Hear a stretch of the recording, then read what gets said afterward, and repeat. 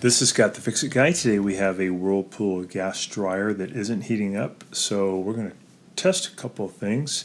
I'm going to remove this bottom panel by prying on these two clips with a paint scraper. I'm going to remove the bottom panel. I'm going to set the machine for time dry. I'm going to turn it on.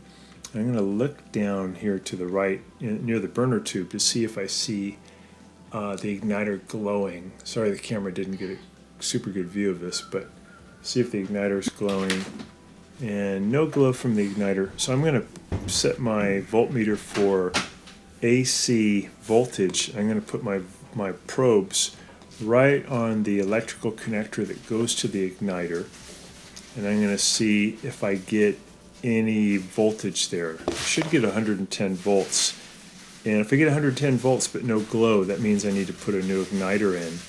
But in this case, when I tried it, I got no voltage, and that means that there's a little thermal fuse that blew that's preventing voltage from getting to the igniter, and that's why it isn't heating up. So I got the door closed, I got it set for time dry, I turn it on, and my meter gives me 0 voltage. So I know the thermal fuse is the culprit, and it's pretty easy to replace. They're pretty inexpensive. I'm going to unplug it for safety reasons. And then I'm going to remove some of the ductwork that's kind of in the way of where the thermal fuse is hiding. So we got that bottom panel off first. I'm going to use a 1/4 inch driver to remove 2 small 1/4 inch screws that are holding on the filter duct assembly. It's really easy to take off. There's 2 screws here at the top.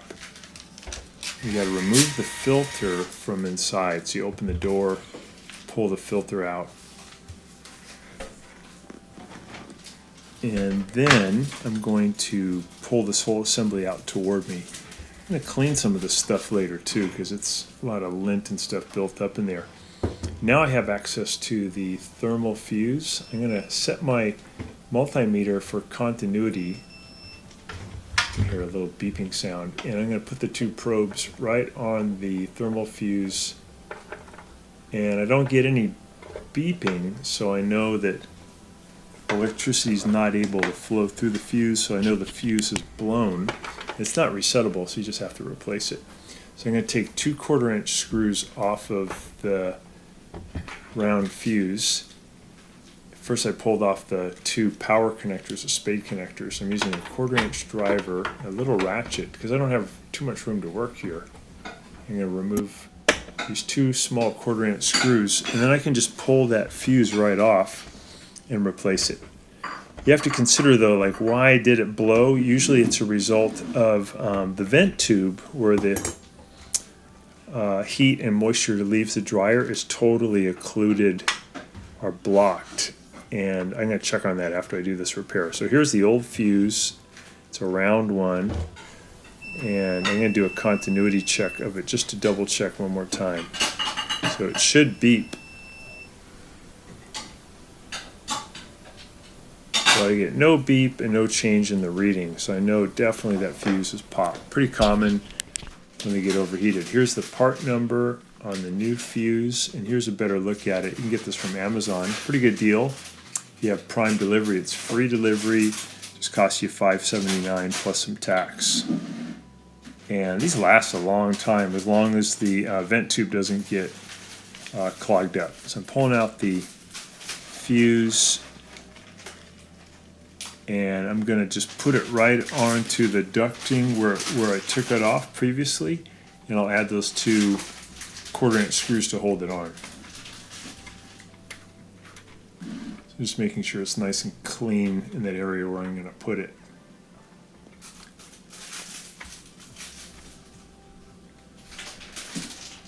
So a lot of the Whirlpool dryers have this kind of an assembly. The Duet has the same type of arrangement, and then some of the older ones have a thermal fuse on the back of the dryer. This one's kind of cool because you don't have to even move the dryer.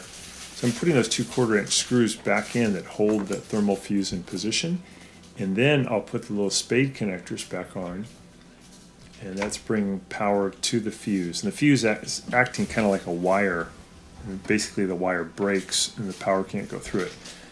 I'm just going to reach in and get rid of all this lint. This stuff builds up over time, and it can actually cause a dryer fire. So whenever you work on a dryer, you want to get rid of as much lint as you can. You can use a vacuum, or a little paintbrush works good.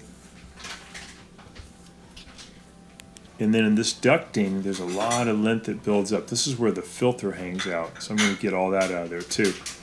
And after that, I'll go ahead and clean the dryer vent tube. When I did the procedure, I got probably a basketball worth of volume of lint came out of the vent tube, so it was blocked pretty bad. I used a tool from a company called linteater.com. Costs about 25 bucks. Hook it up to your drill. Works really good for cleaning the vent tube. So I'm going to put the ducting assembly back in. So we've got the thermal fuse corrected.